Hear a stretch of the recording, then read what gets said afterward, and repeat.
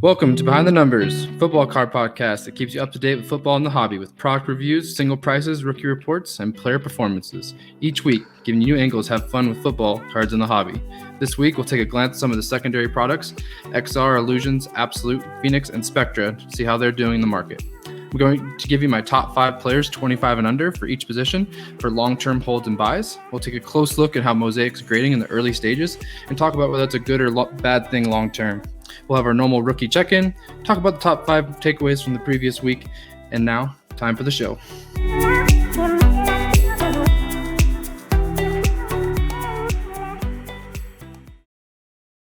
Do you have a valuable card collection but you put zero effort into storage? Do you keep your cards in a box like this? Or like this? Something like this? This? Ho, ho, ho! What are we doing here? You need Pastime Marketplace. Pastime Marketplace is the Mercedes-Benz of sports card storage. The cases come in a variety of sizes. They're waterproof, airtight, dustproof, and extremely durable. If you care about your collection, visit PastimeMarketplace.com and treat your cards to the storage they deserve. Don't forget to use discount code BENCHCLEAR to get 10% off your order. Welcome to Behind the Numbers, Week 10, Episode 10. Thanks for being back with me this week, guys. Another big week of football. As we're getting into our double-digit weeks, we start getting to a little bit of a playoff picture this week. Starting to see some, bigger games with higher amplitude in terms of wins and losses, in terms of rankings and where they're going to fall. And we'll get to that later in the show, just kind of giving you an idea of where teams are in terms of the playoffs. We do have the interesting format this year of a 7-team playoff. So only one team gets a bye. So we'll go over that at the end. So it's good in terms of your hobby planning of kind of projecting to see who's going to land where and who has a chance to make a little run and to make some noise in the playoffs. But to start the show off this week, I wanted to kind of just hit the secondary product update. A lot of products out there that's going to kind of be between Mosaic and Prism. We've been talking a lot about Mosaic. We'll talk a little bit more about it today. But I thought I would just give you a little update on XR, Phoenix, Illusions, Absolute, and Spectra. So XR, $225 a box right now. It's dropped a little bit. Again, I've already talked about this. The Luminous endorsement, signature autos for rookies is kind of the best ones I've seen.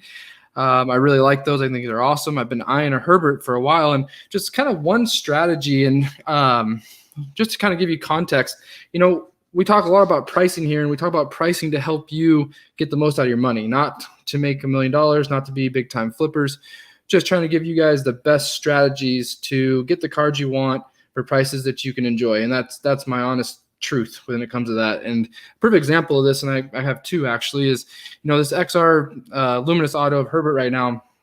I've been watching it for weeks since it came out, and it's like about $240, and I just keep wanting to just pull the trigger and just get it because I like it so much. But then I just go back and I look at last year's, and Kyler Murray is definitely a comparable player, and his exact same card in the previous year of XR is $120. So I'm just like, okay, I have to wait for this to come down to where I think it's going to be, and I believe it will. And I think that when it comes to a lot of these secondary products, if you want to see if a card you really like is worth the price that it's at right now when it's first coming out, just go look at a top player in the previous year and see about where his prices are. I think a perfect example of that, again, for last year is Kyler Murray. If you're looking at one of those quarterbacks for this year's prices out of any of these products, go and just look and see similar to what is the 2019 pricing for Kyler. And if Kyler is way below that, then you need to wait. And then just be patient and wait for that card to get the price that you can appreciate, and then go after it there. So we'll see if my strategy works when it comes to the Herbert card. He keeps playing well, so I think it's going to hold strong for a little bit. But when Prism comes out, we'll see what happens some of these secondary products. But so in general, it's kind of moving through these. Phoenix, and I'll kind of give my take on these. I think XR has some upside in terms of the numbered cards are nice. I like the look of them, pretty good compared to the 3. I'd probably say XR is probably second or third in the list for me in terms of the ones we're going to talk about. Phoenix, I'm not a fan of the look. They're $325 for a hobby box right now. Just a couple singles I pulled out that just to give you some idea, like a Burrow Silver Hollow in their labeling, $67. Jefferson Purple Prism out of $149 for $22. So not too bad. It is still relatively new, but those aren't too bad of prices for some singles to consider. Phoenix I just don't like the design. I like the design last year. It's a little I don't know what the best word for it is. A little too many colors for me. I guess it's a little bit overkill on some of the design when it comes to my taste. But Illusion's probably my least favorite of the group. I just don't think the cards look as good. I'm not a fan of their autos, especially. I think their auto cards aren't very desirable. But Illusions is going for $365 for Hobby Box. Just a couple singles I pulled out of that. Tua Acetate rookie was $35. Herbert Mystique rookie was $25. Just some kind of small ones I could see. I didn't really see too many big sales for Illusions right now. Illusions pretty overpriced in my opinion. Absolute Football Hobby still $281 for a hobby. The Burrow rookie out of 100 for $91. Herbert rookie auto out of 60 for $265 as a sticker auto. So decent price for sticker auto. Still think Absolute's a tough sled unless you hit a Kaboom card. Other than that, I think that it's just a fun rip. Have a good time with it. The base rookies in that product, the Burrows and Herberts, are going for like $3. So it's just a fun product to rip. If you find it, great. Don't expect a big return on it. Spectra is real expensive. $690 for Hobby Box. I think it's probably the most overpriced of the bunch, just because the return on some of the big hits is not very high. Clyde's Lair RPA $50, a Swift rookie out of 60 for $5. I know those aren't the big guys you'd be looking for the quarterbacks.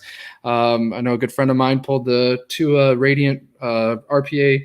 It's going for about $600 or $700. And I just pointed out to him that the Kyler in the previous year is going for $350. So because he wasn't sure if he should hold on to it long term or not, and I think that kind of gives you a good answer when it comes to that. And maybe you can buy that card back for half the price in a year. But the Spectre cards, they have a lot of color, very similar to Phoenix, very flashy, trying to kind of overdoes that for me as well. Definitely not a product that I'm too into overall, but they have some nice numbered rookies. People do tend to like Spectra. And that's kind of it for the secondary check-in. Overall, they're just kind of dropping a little bit each week. And, I'm a little surprised that some of the lower numbered rookies came out as low as they did. It does seem that some of these are just getting overlooked in general. So if you just want to grab some nice little low-numbered gold and XR or different low-numbered rookie parallels, those could pay off in the long run if they're being overlooked in your mind. So from this, we'll head on to the next segment, start a little basic rookie report this week, just kind of updating you on how the rookies performed. Overall, we had the first one, we had the Herbert Tua matchup. Tua edged him out. We'll talk about that a little bit later. But Herbert was 20 for 32 for 187, 2 touchdowns, 1 pick, only 4 rushes for 10. And Tua on the other side was 15 for 25 for 169 and 2 touchdowns. So not big numbers. Both defenses kind of ramped it up. It was more of a defensive battle. Just not a lot of big plays in that game. And it was close. Herbert tried to bring him back again, but Dolphins are just kind of stringing together wins, get themselves in a position to potentially have a chance at division. They're a half game back now with the Bills falling. So Burrow had a tough matchup. He was against the Steelers this week, 21 for 40 for 213 and 1 touchdown. I thought he managed the game pretty well against a tough defense. He didn't try to do too much. He didn't run at all, which is good. He kind of kept his head down, but Steelers they hammered him. They beat him like they should because Steelers are a much better team. But overall, I thought Burrow just kind of managed the game as best he could, being outmatched, talent-wise. Our tier 2 rookies off those 3 quarterbacks. CeeDee Lamb was on bye. Jefferson had a big game tonight against the Bears. He was 8 for 135, and the Vikings came away with the win. Jalen Hurts still not playing yet, but wins look bad again. I mean, they ran the ball, was the kind of their focus, but the Giants got a good, important win in that division over the Eagles this week. So, I keep asking myself that question: is Wentz getting close? Is it going to be time to give Hurts a shot? So we'll see if that happens. If he does, you can expect a nice little jump in his cards for sure. CEH was on bye. Jordan Love's still not playing. Higgins, another big game. I put him to tier 2 because he's just putting up receiver 1 numbers right now. He's 7 for 115 and a touchdown, even against the Steelers, which is pretty impressive. So just making plays. Again, I think he's Burrow's go-to guy long term. That's going to be good for Higgins as a player going forward. Tier 3, Swift had another nice game, kind of bounced back from his clunker from last week, but 16 for 81 on the ground, 5 for 68 and a touchdown. So he's starting to get a little momentum here and there, getting the ball more, which is kind of what he needs to get going, obviously. So that's helping him. Claypool, 4 for 56 and 2 touchdowns against the Bengals, so he was good on the other side of Burrow there. Judy, 4 for 68. Dobbins didn't get anything going. Ravens struggled against the Patriots in general, but 5 for 13, 1 for 1. Chase Young, just 2 tackles, no sacks this week in our tier 3. Jonathan Taylor, he's just quite the myth right now when it comes to production. 7 for 12, 2 catches for 25. The Colts just clearly don't trust him, or he's still nicked up. I'm really uncertain, but he's definitely not getting their full boat of confidence right now, and so that makes it hard for him to make any gains in terms of his value. Michael Pittman, though, for the Colts is really slowly beginning getting some steam. 7 for 100, had a really nice game. Also had that reverse for like 25 yards. He looks really good out there. He's big. Like I said, he's definitely like he's like a Juju, like Schuster type player. He's big, strong, with the ball in his hands, but very impressive. He's just kind of building upon each week about his usage and his targets. So I've been really impressed with him overall. Jalen Reagor, 4 for 47. And then Cam Akers, I just put on him on here, is 10 for 38, nothing spectacular, but he led the team in carries and yards. So it does seem like the Rams are trying to get the rookie involved, and I've liked him since the beginning. So I tried to mention that. We'll see if it materializes, but the Rams are up there in the tied for the division now. And then the sleepers we've been kind of watching. Zach Moss didn't do much this week in Arizona, 7 for 20 and 1 catch for negative yardage. Hamler, 10 targets again. Back-to-back weeks, 10 targets, but only 4 for 50 this week in their loss to the Raiders. Gibson, 13 for 45, 2 touchdowns, 4 catches for 20. And then Jake Luton, that rookie quarterback that was starting for the Jags, kind of came down to earth a little bit. 18 for 35, 169, 1 touchdown, and 1 pick. The only thing about Luton I'll say is he did, Jags were in the game the whole time against the Packers, which is kind of shocking. The Packers did not blow them out at all. The Jags actually had a chance to, I think they had a chance to have a field goal late, but the Packers ended up putting it away. But just want to move in the next segment here of just kind of my top 5 players, 25 and under for long-term value. So I said quarterbacks, running backs, and wide receivers. So I want to give you my top 5 and a little explanation of why. So we'll start with the quarterbacks, and I think that's kind of the easiest one. Start with number 1 is be Patrick Mahomes. He's 25. He's kind of the clear-cut number 1. I don't think anybody can argue with that. He's in position to win a lot of Super Bowls. He's already won 1, and he's got the talent to win a bunch more. So he might be that second coming of the multiple championships from a quarterback position, and we know what that does for your long-term status as we see how much Brady's worth and how well Brady does in terms of the hobby.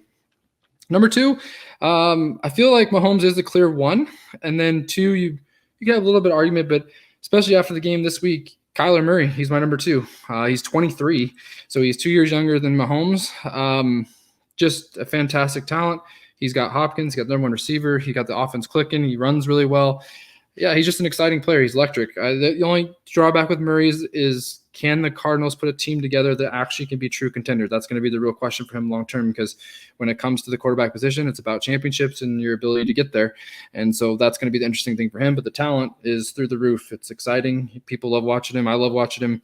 He's a very good player for sure. And then it gets a little dicey here. So number 3, I went with Deshaun Watson.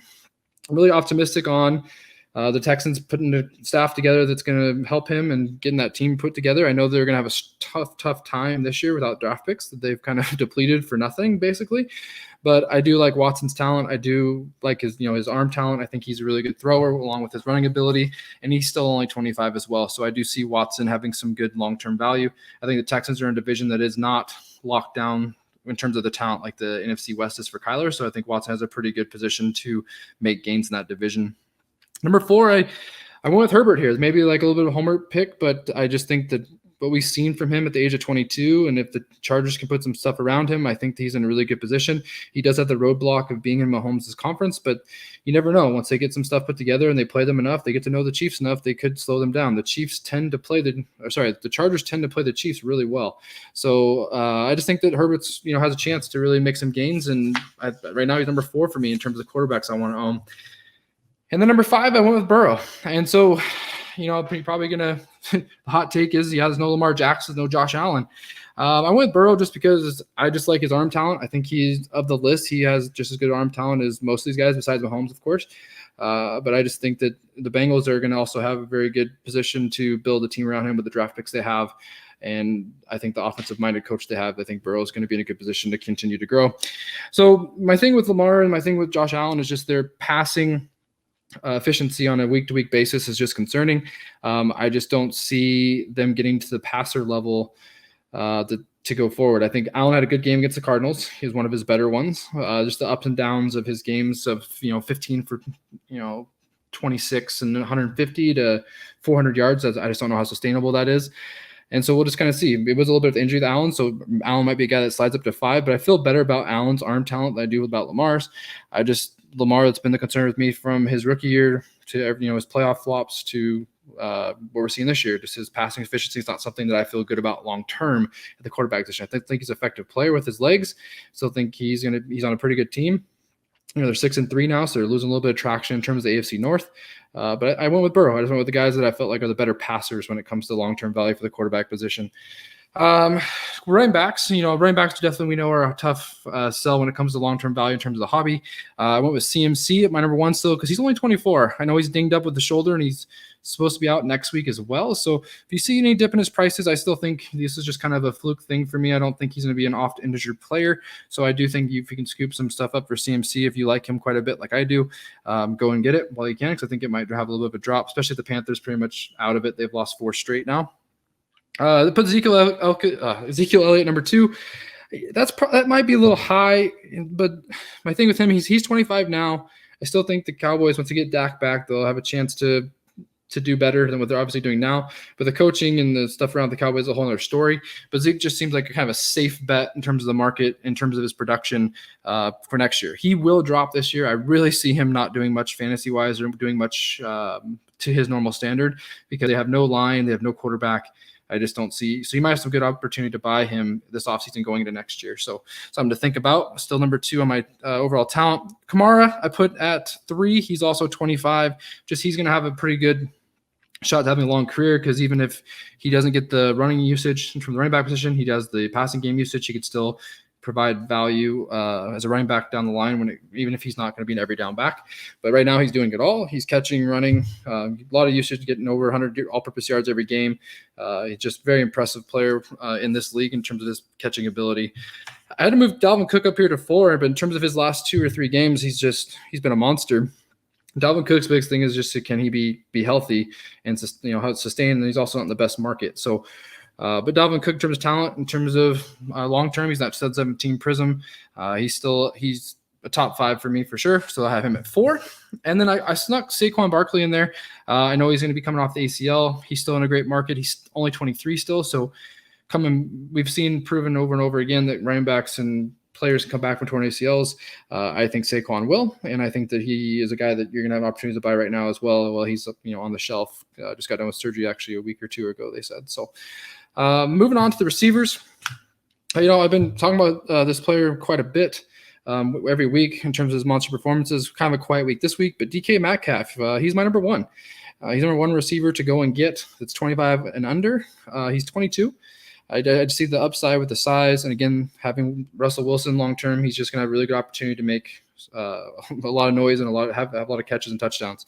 So I just think DK Metcalf's a great player to look at long term when it comes to receiver position. Number 2, same class, I went with AJ Brown. He's 23.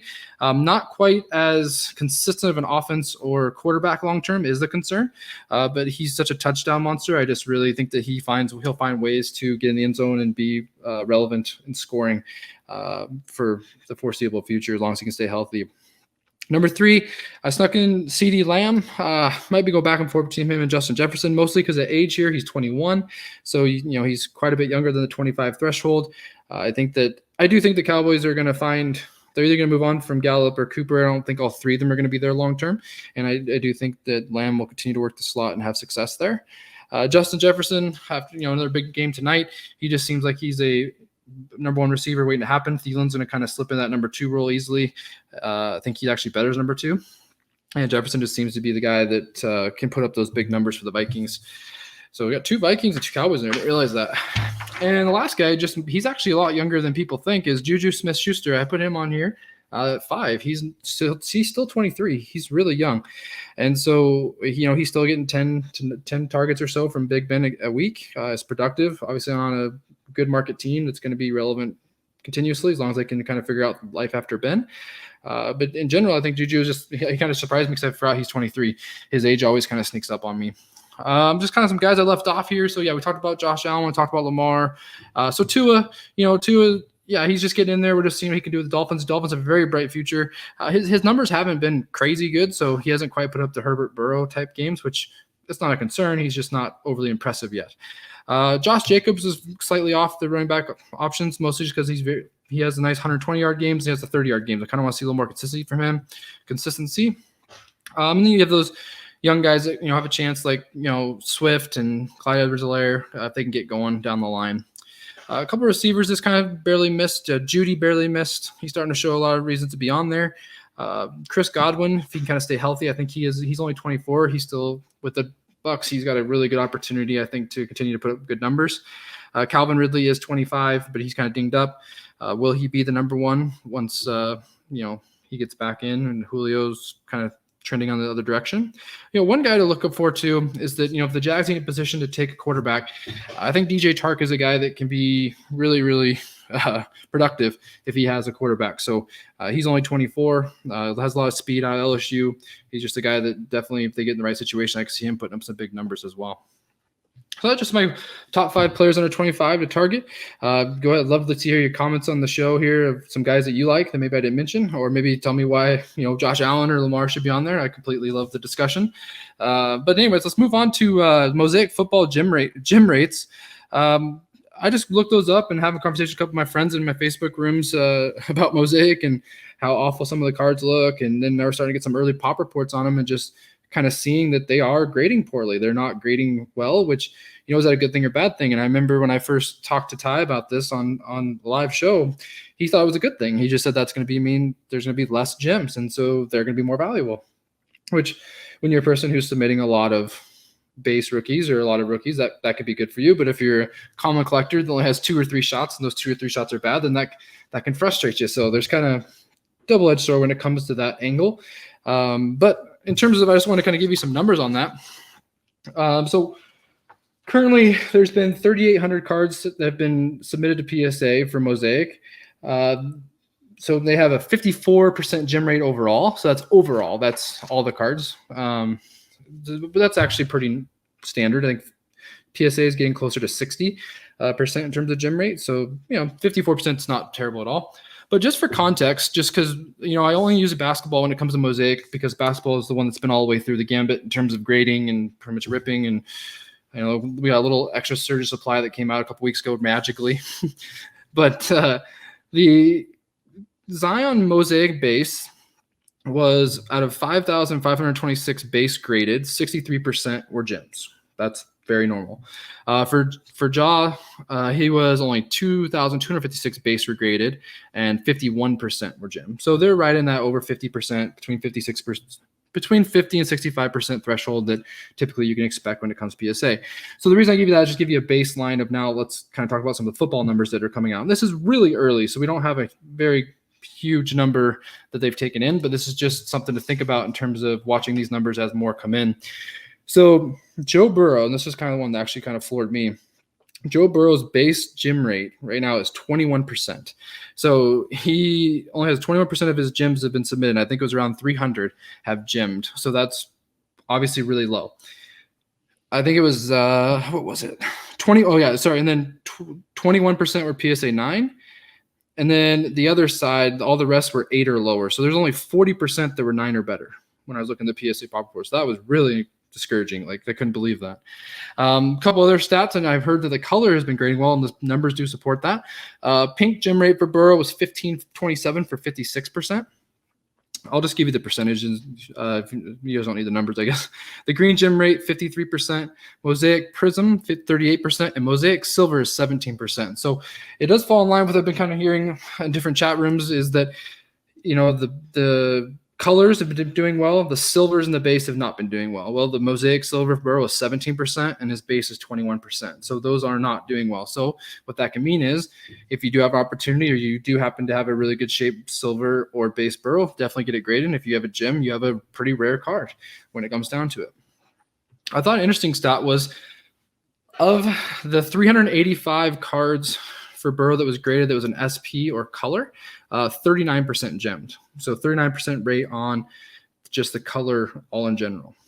Okay, so it's kind of same setup here. We'll talk about Herbert's as well. Herbert's bases are grading on a gem at 40%. His pink gem rate's 63%, green 58%, Mosaic Prism 58%, and Mosaic Silver 40%. And all of his color and SP was 60% combined. So Herbert's overall grading much better than Burrow's.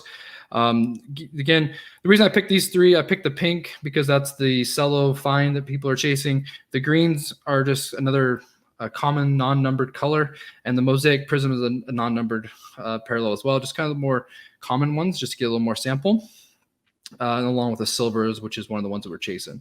And then Tua's, he had a 29% for his Mosaic gem rate, which is really low.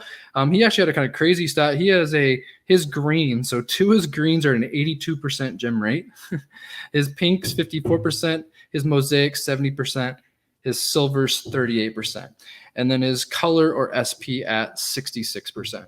So I just think when you look through those in general, it supports it for all three guys, is that the base and the silvers are not grading well. So if you do get a very good grade or you have a very nice card in those two types, definitely get those graded because you're going to have probably more than you think in terms of value. The other thing I take from this and what I've taken advantage of is that when I've seen greens or pinks or reactives, orange reactives, green reactives, I've bought them raw because they've been typically in good shape. And that to me is just a better chance to grade those as well. So it kind of gives you an idea of which ones are riskier buying raw versus just going ahead and buying them graded, which might be more pricey. So another angle I've kind of taken with that. Okay, so it was just a quick little Mosaic run through. Something I thought was really interesting, having some conversations with good friends. I want to share that with you in terms of how you can kind of approach Mosaic in terms of grading and buying raw, because buying raw is very difficult because, you want to get cards that are in good shape. One other thing just want to note was that the 2020 NFL Prism Fanatic Blasters hit, and I put bought up, B-O-T, because they were gone within normal people could buy them at $49.99 going out, and they're already kind of going for 3x or so, around 150 or so on eBay already, kind of getting flipped quickly. But that's the first little taste of Prism that we've seen. All right, so with 5 takeaways from Week 10, Ravens fall in Gillette, ugly weather game. Lamar plays okay. He used his legs, had to. The rain was so terrible. It was really hard for him to throw that game, so I'm not going to be critical of him just throwing that game. The Ravens couldn't get anything going. Patriots just, Belichick put together that game plan. They can just stifle people, and the Ravens had a tough time doing anything in that game. They kind of kept shooting themselves in the foot as well, and Patriots did enough just to win. Big win for the Patriots, kind of keeps their pulse alive. So it was pretty surprising. I really thought the Ravens were going to go run away with that. Rams and Seattle, second straight loss to move to 3-way tie for the division. So you got Rams, Seattle, and Arizona all at 6-3. Going to be a very exciting finish to that group. I think earlier with Shania, I picked the Rams to win the division, so we'll see if they can hold out. I'm not sure. I don't have much confidence in Goff is my only concern when it comes to that. Tua beats Herbert 29-21, as we mentioned earlier. They're a half game back of the Bills in the AFC East now. So they're right there. The Bills have played one more game, so that's why it's a half. Colts beat the Titans on Thursday night, and the Colts are now in the division lead. So to give Ty some credit, because he was definitely thinking the Titans were one of the better teams, and right now they are fading. They're definitely fading. Their offense is even stagnant, and their defense is not nearly as good as it was last year. So they're definitely a team on the trending down for sure. And then the Cardinals win on the Hail Mary to top Josh Allen, the Bills. If you hadn't seen it, you need to go watch that. It was an amazing finish. The Bills had Josh Allen, a beautiful throw to Stephon Diggs with 31 seconds left to take the lead to finish, they thought, would win the game. Kyler Murray had one of those crazy Hail Marys. He's scrambling around to keep him alive and just hucks it. And DeAndre Hopkins catches over 3 guys for the winning touchdown. So amazing finish there for the Cardinals to get their a big win that puts them right in the division lead with, right now they are the division lead. With the Rams and the Seahawks. So great week of football as usual. Always exciting. And as I mentioned at the top of the show, so yeah, remember this year is a little different with football. There's only one team gets a bye this year. And so you have 7 teams making the playoffs. So you have 2 through 7 playing each other week 1 with 1 just waiting. Definitely an interesting setup for sure. So as of now, if the current playoff picture happened, you have in the AFC, you have the Steelers with the first round bye at 9-0. Chiefs would open up with the Ravens in week 1, which would be a terrible first week matchup for the Chiefs for the 2-7 seed. The Bills would be against the Dolphins for 3-6. The Colts would be against the Raiders for 4-5. That's kind of what it would look like. Teams in the hunt still are the Browns, Titans, and Patriots. But that's a pretty strong AFC. You have the Colts with a really strong defense. The Raiders are kind of week to week, depending on how well their game script goes. The Dolphins coming up with Tua. The Bills can be really potent with Allen. The Ravens against Mahomes in week 1. I think the NFL does not want that to happen, but if it did, that'd be a pretty crazy week 1 matchup for the Chiefs. But yeah, just some teams to kind of think about in terms of your collecting teams that could make a run. Of those teams, it really doesn't look like to me just Chiefs and Steelers are the only ones I feel great about. I think I could see the Bills making a run if they can, if Allen plays really well. But other than that, I think the Colts I don't think they're going to get the quarterback play. I don't think the Raiders have the quarterback play. And I'm not sure if Tua would be ready to make a run with the Dolphins. I think just making the playoffs with the Dolphins would be pretty impressive for Tua. So getting to the NFC, the Green Bay right now they have the first seed as of now at 7-2. They'd have the bye. Saints, the 2 seed, they play the Seahawks right now in the first round, which is incredible because the Seahawks now are the 7th seed and losing the division lead. The Cardinals would play as a 3 seed, play the Rams as the 6 seed. So there's all the AFC West teams right there. And the Eagles would get Tampa Bay. With the Eagles being 3-5-1 as the 4 seed against Tampa Bay. So the Bears and the other NFC East teams are kind of in the mix to, the Giants beating the Eagles puts them right there. That's a chance to take the division. But really just the Bears are kind of the only other team that's in the mix. It's kind of outside looking in. Everybody else is kind of faded in terms of NFC. The NFC picture is pretty clear who's going to be in there. It's just a matter of their seeding kind of going forward. All right, guys, and just to close up here, Week 11, notable games. These games to look forward to. We get that Cardinals-Seattle game again. It seems like they just played yesterday, but they play on Thursday night, so that'll be starting us off this week, which will be an exciting one. We have the Packers at the Colts. That'll be a really good game to see what the Packers can do against that defense. Titans at the Ravens. Both teams in need of a win. Somebody's going to get a loss there that's going to really push them back within the race. And then on Monday night, we got a fun one with the Rams at the Bucks, and I'll hope to record after that game so I can watch it. Thanks for being with me, guys. Again, leave comments in the on YouTube for me. Just anything you guys have to say. Love to chat with you at tbanker28 on Twitter. And happy to be on Bench Clear Media. Check it out. Subscribe. Have a good time. Have a good week. Take care.